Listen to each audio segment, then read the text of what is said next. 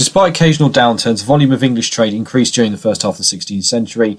There were significant increases in the export of cloth and tin, despite the market for raw wool declining. Woolen cloth exports almost doubled during Henry VIII's reign. However, these exports were also counterbalanced by the fact that by an increase in the import of wine, which suggests that basically the rich could spend more to import stuff abroad. The cloth trade, the leading route were from London to Antwerp, where it sent to Central Europe and the Baltic. However, more and more cloth was exported via London. This did lead to the decline of other ports like Bristol and Hull, though, which was quite difficult to manage.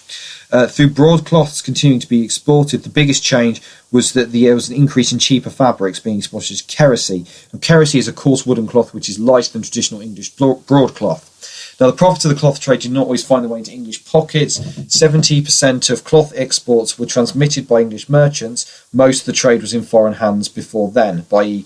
70% was transmitted by English merchants from the 1550s. Most was before then. The woolen industry grew for the first half of the 16th century to keep pace with increasing demand. The ability of the cloth trade to supply its markets also depended on the effectiveness of the industry.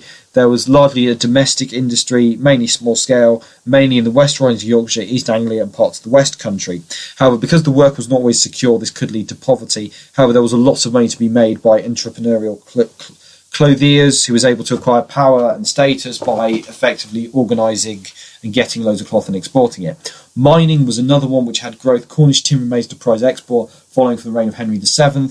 Lead mining in the High Pennines and coal mining in the North East were also growing in importance. Newcastle supplied an increasingly important London market by sea. Blast furnaces produced an increasing amount of iron ore, such as the Weald of Sussex and Kent. By the middle of the century, there totaled 26. However, the upsurge in iron ore smelting would come in the second half of the century.